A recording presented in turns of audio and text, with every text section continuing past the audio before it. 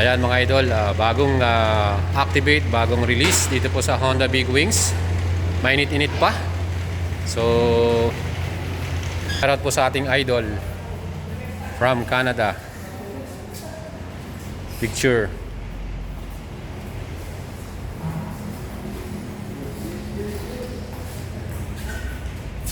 Ayan, ito na yung mahiwagang susi. Solid oh. Sa wakas, ayan na. Ayan mga idol oh.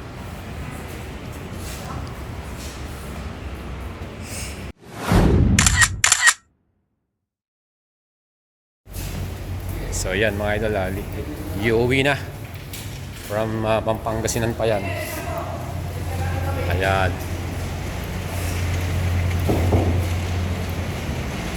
Woo! Mainit-init pa, release na.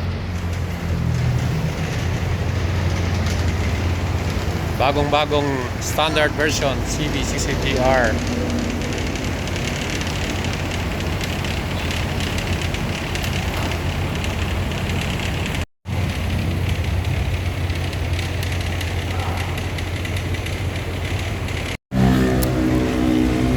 So ayan po yung kanyang TFT display. Wow, diba? Ang solid oh. RPM, clock, headlight, ating gear indicator, speedometer. Ito yung sa phone connection, Honda Road C.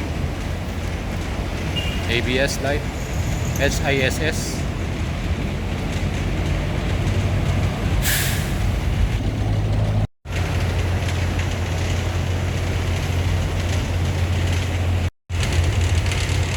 So ito yung ating pinaka-engine, 650cc, 4-cylinder, 16 valves, 6-speed transmission, and naka-sleeper clutch na rin to. Kaya napaka-smooth at napaka-gandang mag-clutch dito. Siyempre dahil standard version to, ito yung walang electronic clutch o yung kanilang bagong system na e-clutch no.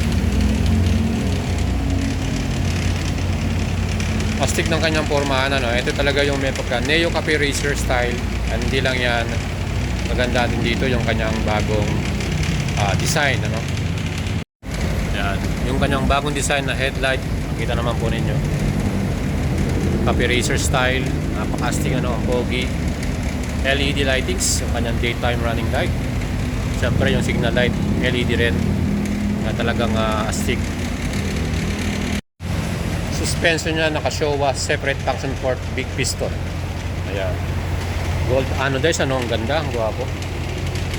Solid na. Same sa ating likuran, suspension yan.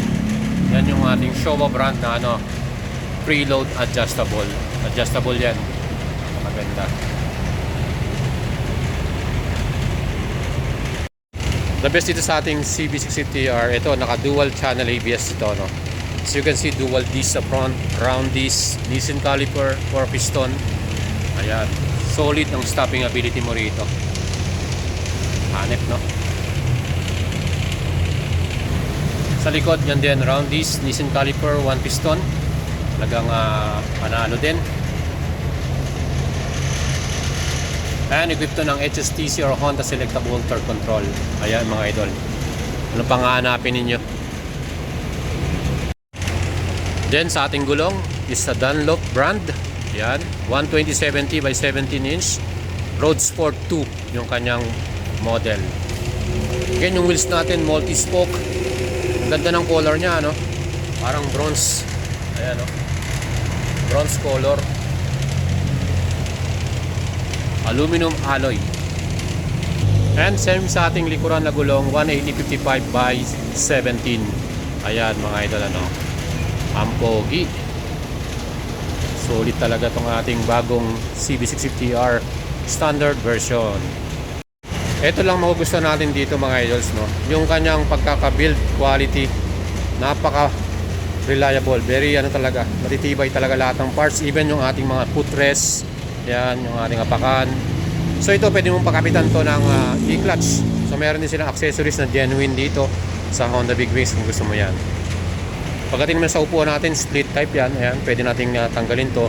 And very friendly sa mga passenger to. Kung meron kayong OBR, pwede kayo magsama dito. 810mm ang kanyang seat height. Ayan, so talagang kahit tayo 5'7 tayo, 5'6 tayo, abot na abot natin to, walang problema. Convenient pa rin tayo makakasakay dito. So yan yung ating headlight. Stick, no? Guwapo. Ayan yung ating taillight naman. Kita nyo yung taillight niya, bagong design, mas sporty na yung datingan niya. Patulis na siya, no? Para siyang sa CBR 1000RR, no? Yung power blade. And then yung pinaka-tail, ito yung signal light natin. So yung tangke natin ito, 15 liters to, mahigit. And ang kanyang average fuel consumption is 20.9. Almost 21 km per liter. Depende pa rin sa inyong driving habit yan, mga idol. Ayan. Yung mga switches natin dito, bagong style. Ito yung traction control, passing switch, ayan.